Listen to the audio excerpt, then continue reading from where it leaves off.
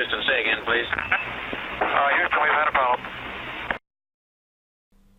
Hey there folks, welcome ye all to yet another Friday vlog of mine. Another week has passed us by, people. Yes, it has. Flaggins up to you all. If you don't have a flagon while you're watching this, go and sort that out right now. Or something similar, of a similar alcoholic ilk, shall we say. Unless it's like, you know, Saturday morning or Sunday morning or something, you know, probably a little bit early, people, but, you know, each to their own. We do have a few subjects to talk about. And one news-related subject, and then it's a little bit of me rambling on about what I've been up to game-wise this week, and a purchase that I may or may not have made. And your guess is as good as mine, but that will make sense. That'll make sense when I tell you the story. So we shall begin, shall we not? I don't really have anything to spraff on about before I get going, which will please many of you, I'm sure. Well, apart from this. Here's something non-game related, alright? So there's no real point to this story, but I'm going to tell you anyway, because I've decided that caffeine and Diet Coke, and anything to do with caffeine, in fact, is particularly evil. So about a week and a half ago, I apologise if I've told this story in the last vlog, but I don't think I did. About a week and a half ago or so, when Aaron was last here, my son, when Aaron Brew was here, I dropped him at the train station a week ago on Tuesday. So it's about a week and a half, just over a week and a half, and something like that, a week and a half. And I had a bottle of Coke in the car with me. Diet Coke. I don't drink full fat Coke, but I drink gallons of Diet Coke. I don't leave home without any in the car. I have bottles and bottles of the stuff in the fridge, but I don't, and in a cupboard as stock. So I mean, I drink gallons of the stuff, but I don't drink tea or coffee or anything else other than water and milk. So really my go-to drink has always been Diet Coke for years and years and years. I mean, for decades. And I've started having real problems with one of my knees, and I went for a scan. I might have mentioned that in another vlog, but I went for a scan, and the scan came back and they said, there's nothing wrong with your knee. And I was like, well, what the hell's going on with my knee and the top of my leg then? It's because they still haven't told me what's up with it. So, I mean, it's the weirdest thing. I mean, it actually feels better when I actually run than it does when I don't. But it actually feels that it's worst when I'm walking a lot rather than when I've been running or whatever. Anyway, so I had read a lot of stuff about the saccharin in the Diet Coke and in other drinks as well being particularly bad for the joints, especially when you have a lot of it.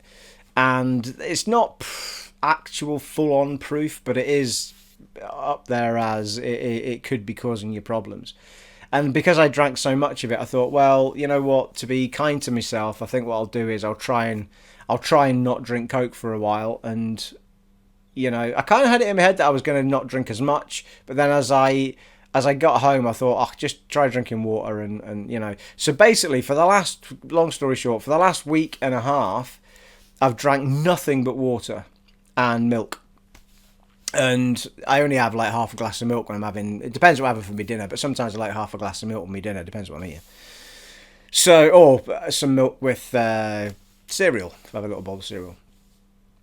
And it's actually not been as hard as I thought it would, but the first week, oh Jesus, well the first 2 days, the first day I just started feeling really tired toward the tail end of the day. And then the following day I was kind of like, I woke up feeling a little bit, off is probably the wrong word, but just a little bit lightheaded and a little bit sort of, you know, and I felt really, really tired pretty much most of that day. And I did go for a run though, I think, and toward the tail end of the day, I was lying on the couch here watching TV. I just went into snooze mode, but I could feel a little headache, you know, like right at the front of my head, just sort of niggling at me a little bit. And so I dozed in and out of a little bit of a snooze, as you do, as a man of my age. I'm not a day snoozer, to be fair, but I did doze off watching the footy. And when I woke up, the headache had got it just got worse and worse. And it was still at the front of my head, but it just made me feel really sick. I mean, this was clearly the caffeine withdrawal kicking in. And it must have been about 6 hours of it. And it didn't matter what drugs I took. Like, it did not fix it. You know what I mean? But I was determined not to put any caffeine in my system. I know you can get tablets with caffeine in them, but I didn't want to put any in my system. So anyway, I ended up going to bed really early. The only way I could manage it was to actually just lie in my bedroom with the lights off, just just lying there with my eyes shut, lights off, in total darkness, just waiting for it to pass. And eventually I dozed off and woke up the next morning, the headache had gone, sickness had gone. And, you know, from the rest of that week, I still felt quite lightheaded. It was a weird sort of spacey feeling. And then after that, it's been awesome. So I've really, in my brain at the moment, got it into my head that Diet Coke and anything to do with caffeine is just evil and I'm not touching it. But we'll see how long it lasts, because I mean, that's quite a feat for me. I mean, when I say gallons of the stuff, people, I mean gallons of it. I drank it all day. Like, it was all I went to. The only time I didn't drink it was when I was either out running and I would take a bottle of water with me in the car, or if I was at the gym, I would drink water. If it was a fitness thing I was doing, it'd be water. But I would drink gallons of the stuff. And so, yeah, I mean, it's not doing me any harm to have a break from it at all. I mean, it is very bland, you know, like, I know I'll need to have a look at what flavored waters you can get, maybe something like that. But at the moment, I just want to have water going into my body. I mean, outside of the old flagon, people, you know. But I only do this on a Friday. So it's been quite nice. I'm going to try and keep it up for as long as I can, and hopefully I'll get myself into a routine where it is just routine. So now when I go for a drive in the car or go anywhere, I take a little bottle of Volvic with me. Well, I don't buy water. I only buy them like once in every few months. I just use the cartons and refill them from the tap. So I take a little bottle of Volvic with me, and I take big bottles of water with me filled up of Volvic in my bag if I'm going to work. And it's been fine. I thought I would have missed it more than I have.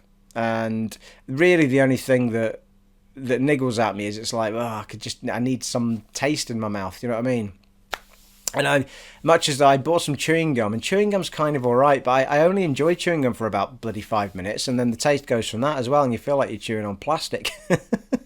So maybe, I don't know, maybe, you know, sugar-free Polo Mints or something, maybe I need to get something like that. But I'll try to avoid the saccharin, so I'll need to have a look at what sweeteners are in stuff. But there you are, a little pointless story. So, but to be fair, my joints were doing really well, actually, really quickly. But just the last couple of days, my knees kind of played up again. But I did do a couple of 10k runs this week, and I'm hoping to do one again on Sunday. So we'll see how it goes. I mean, it's going to take time, innit, for all that to kick into my system and stuff. But there you are, a little hurrah challenge for myself. I'm really chuffed with myself that I've done it. So there you are. I've actually put myself off now telling you that story as to where I was going to start with my vlog. But we'll start with this, shall we? Flagons up once again. I'm going to have a sip of this before I start talking properly about gaming. How far are we? We've been talking for nearly 10 minutes, people. I've not even mentioned games yet. You know what I'm like. Yeah, it's YouTube, people. You can always fast forward me. It's fine.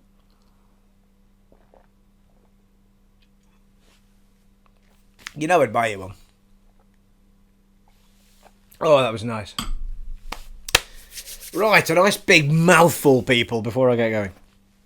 So, we're going to begin with the piece of news. Well, it's not a piece of news, to be fair. It's the launch of a game that is upon us, which is Death Stranding. And my son Aaron Brew, he's been chomping on the bit for this game. He loved all of the Metal Gears, so, you know, not that this is a Metal Gear game, but it is, you know, Kojima that's made it. So his big thing for the run up to this has been, I hope the reviews are good. You know, like not that he would not buy it if they weren't, but he really wants it to be a really well reviewed game. So the reviews were not allowed to be released until this morning, and he woke up, right? So as far as I know, the game doesn't release to people until the 6th, is that right? Or something like that, or the 6th or the 9th, something like that. So this is the reviewers that are punting theirs out. And so he wakes up and he goes to IGN, and IGN have given it a 6.8. He's like, oh, for feck's sake, it's not great, you know. But then he thought, right, I'll just look elsewhere, and everywhere else he looked was giving it really great reviews. And he looked on the IGN Japan website, or I don't know, stumbled across the IGN Japan website, and they'd given it a 9.5. It's like whoever at IGN reviewed that game just didn't understand what that game was all about, because Because you can't be giving it a 6.8 if the rest of the world is giving it a 9.5. You know what I mean? Well, they're not all giving it a 9.5. At the moment, based on all of those reviews and everything that's been coming into Metacritic picks up those reviews and it accumulates them into a score based on what they've given it. And the current standing on Metacritic is 85, which is a great game. So I don't know where this guy got a 6.8 from. Funnily enough, Aaron read the review after he saw the score. He thought, I'll read what the guy said. And there was nothing in the review that would point to the fact that he was about to give it a 6.8. So we're now wondering if he's actually just hit the wrong button or something. You know, like when he put his scores in, he didn't put them in right. But it's very, very odd, because his review was really positive, and then he gives it a 6.8. Which in the grand scheme of things is still falls into the brackets of good, you know, but it's kind of a mediocre good, isn't it? So, you know, a game like that, you really want it to be all it can be and get the reviews it deserves. Everyone else is clearly seeing how good it is. 85 on Metacritic is a terrific score. It's really, really good.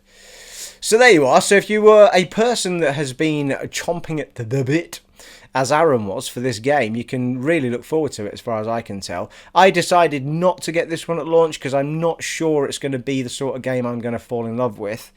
It's not the sort of game that I would play on the channel naturally because it's not really an RPG. I'm not really sure what it is. It's, you know, a postman carrying a baby in a tube. I've no idea. We'll find out, people. You can all tell me what it's like. So my big next thing is the Jedi Fallen Order, but we'll talk about that in a minute. So yeah, so there you are. It just brings me back to this whole, you know, for those people who have only come to know me through this channel, rather than where I actually started, which was a little bit of this, and I began a website called GamerMounty.com, which is no longer there, or GamerMounty.co.uk as it was. I think either of them actually worked.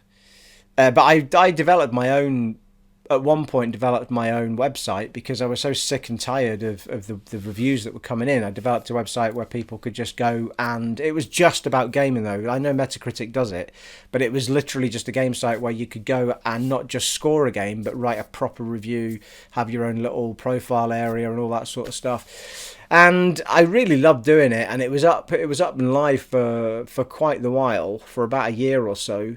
And a lot of you guys, a lot of people from Twitter, and there was a really nice group of people that took up on it, and there's some great reviews that hit it as well. But in the end, it kind of started feeling like a second job, and you know, I made the decision to take it down. But the reason I did that in the first place was because I was so frustrated with the review scores that these people were giving games, and then I would play them and think they were amazing. So it just goes to show you, but you've got to remember that a review score, and I've said this in a million vlogs I'm sure, but a review score isn't a depiction of what that company thinks of that game. It's just one person from that company that's played that game and given it a score. I mean, for my liking, for the big titles, or any title, IGN should give it to, say, 3 people, and let 3 people play the game, let them all score it, and then produce a cumulative score. And then you'll get some sort of true depiction of what it is. Unless that is what they're doing, unless it is more than one person that's playing it and they decide what they think the score is between them. But I would be happier with 3 separate reviews from IGN. But I don't, I understand why they can only have one. But, well, yeah, that said, they could just do one review. But when the reviews actually, I don't know how you would do that, to be fair. Because obviously Metacritic's only going to pick up, I assume, one review from one company in one location. So they'll pick up one from USA IGN, maybe one from Europe IGN. I don't know what Europe IGN gave it right enough. So it would be nicer if they could have some sort of, I suppose by the nature of doing it for each of their bases in each country, I suppose they are getting an average for it right enough, because the one in Japan will have averaged that out, 80 something, I suppose. So anyway, it is what it is. There's always going to be people. We're all different people. You know what I mean? I'm slagging the guy off, or the girl off, but we're all different, and we all understand something completely differently. If you'd asked me years and years ago what I thought of Dark Souls, I would have given it a bloody 5 out of 10 because I hated it, and I believed it was a game that was just made pain for you for the sake of it, and it didn't actually bring anything back. It was because I didn't understand it. I didn't understand the concept of what they were trying to do. I didn't get what that kind of game was. But if I was to review it now, it's a bloody, that first Dark Souls is a 10 out of 10 all day long. You know what I mean? You can take any small thing in it that you think's a bit of a gripe, like the frame rate in Blighttown from the original, or anything at all, but it would still be a 10 out of 10, because it's an absolute, the game is a piece of genius. It really is. And I still, I put on Dark Souls 3. I don't feel exactly the same vibe in that game. I mean, I get it. I mean, the mechanics are the same and everything, and the world's bigger and what have you, but it doesn't feel like I'm in the same sort of world as Dark Souls 1 was. But it's just the nature of things moving on a generation, and the way that they design games, I guess, But it doesn't make, it's not good, bad, or indifferent. It just didn't feel the same, exactly the same. Whether I would give that game a 10 out of 10, I've got no idea. I haven't played it. And I mean, I've played it a fair bit with Aaron way back in the day, and I started playing it again when he was here after we finished my run through of the first one. But yeah, it got really good reviews though, to be fair to it. 1 and 3. 2, I played a fair chunk of 2, and I mean, I've still got a fair bit of love for 2, to be fair, but it was particularly punishing in silly ways that just made it, it punished you every time you failed. So like, because you'd struggled already, it was even harder the next time you went in. It's like, fuck's sake, give me some reason to try again. I'm going to have another sip. It's hot in here now. I've got my heating on. It's dark outside, people. Winter is upon us. Winter is here rather than coming. Right. I'm not actually sure where we got to there in the line and list of things to do. But as it stands, it's got a great score for Death Stranding. And I think that it will hold that with the people that play it. There's a lot of, gamers have a lot of love for Kojima anyway. There's no gamer that's going to go out of their way to hate on him for no reason. So, there's always a twat or two that goes on to Metacritic and gives zeros. I don't know who these people are, but they're absolute bottom feeders of the planet. And there is no need for them at all. Just send them off to an island somewhere and let them have their own little place. I don't know what brings somebody to be that angry and horrible in the world. I really don't. But I still believe that score will hold on a user score basis, because obviously what we're looking at on Metacritic is 85 from all the reviewers. We'll then see another score from all the people that play it that are actual just normal folks like you and me, people. And I'm pretty convinced that game's gonna hold out well. But it's not the first time I've seen reviewers give a game 90 on Metacritic, and the normal folk like us have got it in the yellow rather than the green, or 71 or something, But I think it'll do all right. I think if it clicks with people, it'll either click with people or it won't. It is quite clearly quite a bizarre game. So we'll see how it goes. Moving swiftly on. Well, yes, let me know in the comments below what you think of all of that. Have you pre-ordered Death Stranding, or are you holding off like I am? Or, I mean, I think most people that are Kojima fans are going for it, but I'm just holding off slightly. But then I wasn't a day one Metal Gear guy either, much as I love Metal Gear, so, Moving swiftly on. So I have, this is the game I'm more excited for, and getting more and more excited for, and we talked about it in the vlog last week, is Jedi Fallen Order. So I thought I'll wait till payday and then I'll order it. Not that I was short of money, but it just felt nicer to buy it on payday. So I tried to buy it yesterday. I went on to Shop2. I was like, fine, I've got some points there. Went on, and as I normally do, signed in, looked it up, stuck it in my basket, and because it's a pre-order, you can either pay now or you can pay when they send it. But because I'm using PayPal, you need to pay for it straight away, which is fine. I don't mind. So I hit the PayPal button and it would just not work. It just kept going around this loop. So I raised a ticket with, I mean, I nearly ordered it somewhere else, but, I raised a ticket with them. Because the thing with the Shop2 is you can normally get the game a little bit early. You can get it like a day early, just the way, because they want to post it and make sure it's not late, because they guarantee it for the day. It sometimes can arrive the day before. And that doesn't tend to happen with any of the other people that I use now. It used to, but it doesn't now. So yeah, so I kind of wanted to get it from them. So I thought, fine, I'll raise a ticket of the help desk. So I typed it all in, sent it off. Never heard anything back. This was yesterday morning. Then I thought I'll keep trying it just to see if it kicks in. And eventually, somewhere in the afternoon, it let me go further and actually process it with PayPal. Got to the PayPal page, hit pay now, and then it just churned and churned and churned and churned and churned for bloody ages. And then it bounced back to Shop2 and went, there's been a problem. But it bounced back in a way that it hadn't given me an order, but I thought I'd better check my bank account. And when I went onto my online banking, it had actually put it down as an account deduction. And I was like, well, I'm not bloody trying it again. I don't want to end up with bloody 40 odd quid coming multiple times. So I then phoned them, and this guy was like, oh, I can't help. It took me ages to get through. And then the guy was like, well, I can't help you over the phone. Just update the ticket you've already raised. And I was like, well, I raised it this morning. But I don't know. To be fair, it does say it takes 24 to 48 hours to get back to them. However, that all said, I raised that yesterday morning, and I still haven't heard back from that ticket as I'm recording this, which is 6:15 on a Friday. So, it's been a full 2 days pretty much, and I've not heard hide and a hair of what they're going to do. And I know for a fact that the transaction has now been cancelled, because PayPal sent me a thing saying go back to their site if you want to confirm it. But that doesn't work, because when I go back, obviously it's all timed out, so you can't do anything. So when I went back to my bank balance today, it had gone. There was no PayPal transaction for Shop2.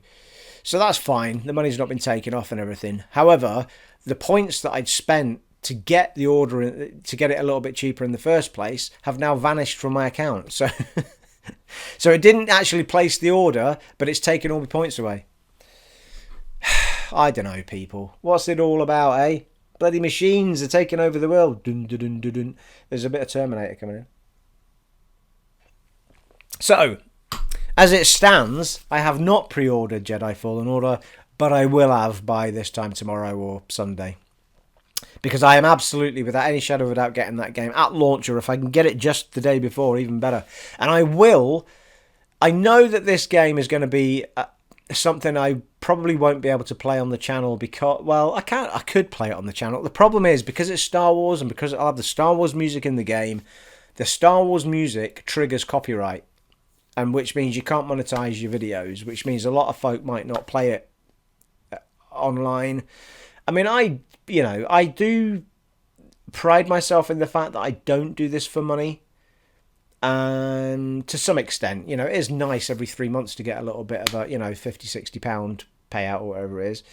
But that only really covers the money that I've spent on the equipment or the broadband or whatever it is I need to run the channel and do my uploads and stuff. So it's not, I'm not making money out of it. So, but I do it because I want to communicate with the gamers. I want to chat to you guys, and, I like the sound of my own voice, clearly. I've got to speak somewhere, people, So, but it's the point of principle, because YouTube will still be making money from that video, and yet it's all my time that's been taken up to put that video up there. So the game's getting free advertising, YouTube are making money, and I'm getting feck all. So it's more the point of principle than it is about the money. Because, for the amount of people that watch my videos, which I love, you're all amazing people. If 50, 60 people get a watch of if only 3 or 4 people watch my videos, it's fine. But generally speaking, I'll get, on a video that's kind of hit and miss, and the general videos that I put up are usually around the sort of between 60 and 100 mark of views. That's not going to make any sort of money that's of any interest to anyone. So it's the build-up of everything that I've accumulated over the years that generates any kind of cash for me, or videos that have been lucky. And we've talked about that in the past. And I've got a lot of videos on my channel that have a massive amount of hits. But for the regular ones that go up, it doesn't really matter that much. It's just the point of principle, There is the other argument, however, that a lot of other YouTubers might not stream it because they've got the same problem. They do want to make money out of it. And then, so maybe I should do some. But it is starting to look a lot more open, a lot more like the battle system is a Dark Soulsy / Sekiro. You've got to think about it, you've got to back off, you've got to time your hits, you've got to use what's in your arsenal with your force and your your different move sets. You've got a whole level up system. It sounds really, really in depth and cool and slick. Story looks great. I mean, the whole thing is. I hope this really is going to come as it sounds, which sounds awesome. So I'm absolutely pre-ordering that game. I hope you guys will too, because I think it's going to be an absolute stonker, people. Stonker. Right, shall we move on? So this week, we're nearly there actually. We're just going to chat a little bit about the fact that something happened this week, which I'm sure many of you will be delighted with. Because you've been giving me a hard time about it. Well, you've not been giving me a hard time. You've all been very kind, and you've all been saying, "Oh, when are you going to do your Let's Plays again? We miss you," you know. And it's been brilliant. I've loved hearing it. I've just needed that break. And I think when Aaron was coming, I started to get the buzz for it again. Because although we didn't record when he was here, I did start getting the buzz for it again. Because I think the last time I'd recorded... yeah, well, we did Sekiro for about 4 parts when he was here, both of us on the mic. And then I did some Dragon Age Inquisition after that. And since then, I've not done anything. And it's been months and months.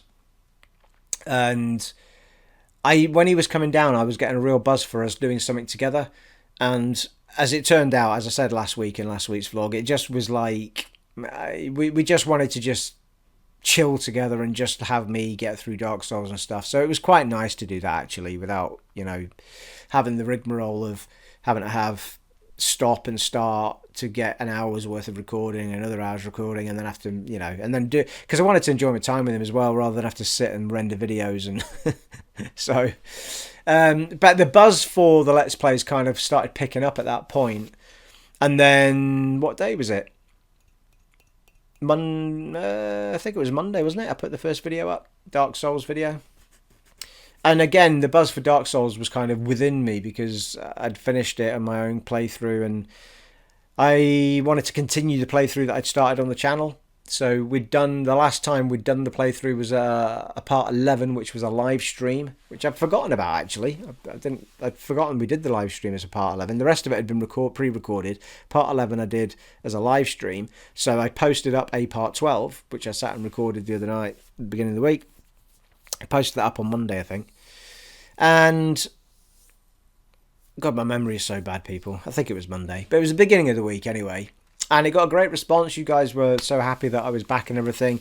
And then LLC Coolsy Plays and a few others were mentioning Outer Worlds. Now, the Outer Worlds hadn't really tickled me fancy much. I didn't really want to be doing a shootery type RPG thing like Fallout. I wasn't in the zone for it at all. So it wasn't grabbing my attention. However, RNG once again pointed out that it was on the Game Pass.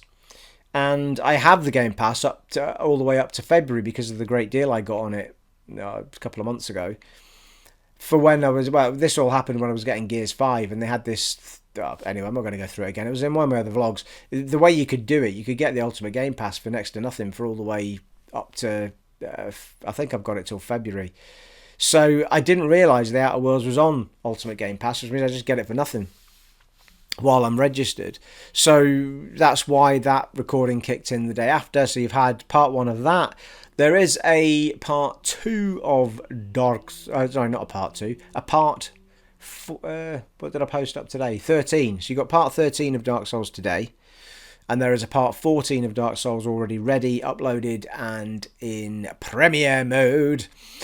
And I was going to post one of those 2 things up tonight, but I thought, well, I've already posted one up this morning and my vlog will go up tonight. So they're both scheduled to come tomorrow. One's in the morning, one's in the afternoon. I think Dark Souls in the morning and the Outer Worlds in the afternoon, something like that, or in the evening. So there's 2 more videos to come tomorrow, and I shall hope to record some more next week. I'm not overly sure how much of the Outer Worlds I'm going to do. I enjoyed it, but it really wasn't like... It's not been calling me back at all since I did those 2 parts. What has been calling me back over and over again is more Dark Souls. And I know that everybody that watches the channel isn't a Dark Souls particularly fan. and other RPGs would be more suitable. So that's fine, and I'm more than happy to do a bit of Dark Souls and a bit of something else, because I don't want to spend my whole week in Dark Souls. So it may well be that I dive back to Chaos Bane or another playthrough that I want to try and finish. So we'll see what takes my fancy. And I don't know, any of you, let me know in the comments if any of you are playing The Outer Worlds and what you're thinking of it. I really enjoyed it. It was just that I don't know if it's just the frame of mind I'm in or what have you, but I just nothing has been calling me back to do more. And I'll see how popular the two videos are. If they're popular enough, I'll push myself to do more. But as I do with some games people, I post a few up and then just let them, it's just me showing off what they're like to people that may be interested in buying them. That's fine. Not every playthrough I do is a full Let's Play. People, well, we know this already because I've got a ton of stuff on there that's not full Let's Plays. I mean, I've been thinking about going back to the old Divinities because I never finished the original from years back, and that's got a gazillion viewers. And I never finished 2 either, anywhere near it. I mean, I didn't get anywhere near through the same volume of 2 that I got through Divinity Original Sin 1. So that's kind of been niggling in my brain a bit. But I think Chaos Bane might be something that I go back to, because I think that might be something I can finish in a quite swift space of time, and it's something that's easy enough to play. I mean, it's actually a really fun game to play. It's a little bit repetitive because it makes you run around the same area a few times to finish things off. But I loved that game. I was really enjoying it. So I'd quite like to get back to that. I know King Rat was playing that as well and was leaving a lot of comments and hints for me. So anyway, there's a ton of stuff there we can get back to. But Dark Souls is just... I'm just oozing it at the minute. You know what I mean? It's like... I think because I've finished it and I feel so proud of finishing it, and I feel really sort of cocky and confident going into stuff. I mean, I'm not... I still die. You'll see in the videos I've put up, I still die in stupid ways. Like, just fall off bloody planks for no reason. But yes, but I have the buzz as proper come back for doing some Let's Plays. And the more I did some recording, the more I enjoyed it. I think I'll make sure I pick the right games to keep that buzz up. And in the particular recordings I did that week, it was this week was Dark Souls Faux Show. There we are, people. I think that was all I had to talk about this week. I think we have covered it all. Yep. I mean, I suppose, yeah. I mean, I've talked about it to some degree there, but there was a little note at the end just to talk about how much I'm still loving Dark Souls. And I think, to some degree, I think it's a new love for Dark Souls rather than a continued love. Because, I don't know, maybe it was sharing the... I mean, don't get me wrong, Aaron was here and when we finished it, but I did all the... He only took the controller to do a couple of run-backs to bosses for me, and then I would do the boss fight if it was one that I was going back to a few times. And he did one boss fight because on his playthrough at home, when he finished it, he actually didn't do that fight. So I tried it once or twice, and then he jumped in and gave it a go and beat them. So it was the only boss I didn't do, but it was an optional boss, not a must-do boss. So it was something I did myself, but maybe it was because I shared it with him. Maybe it was because I now know it's doable. Maybe it's because, I don't know, I've got a brand new buzz for it. Absolutely brilliant. And it's not like I'm jumping into because I can go into a New Game Plus mode now and just hammer everything. But I like the leveling up and the getting more Uber and the, So, yeah, I'm just loving playing that game again. I mean, the hours and hours I've got out of between the 360 version on the Xbox One back compat that I did, and then the remaster version as well, and the one the playthrough I've now done offline, and I'm still, I've still got a proper good buzz for it. It's great. Absolutely love it. So it's almost a shame, really, that the guy's done with it, isn't he? Like, 3 finished the story concept off of what Dark Souls was, so I don't know what's going to happen with that now, because 2 didn't get as well received because he wasn't involved in making it. If they make another one and he doesn't do it, is it just going to be another Dark Souls 2?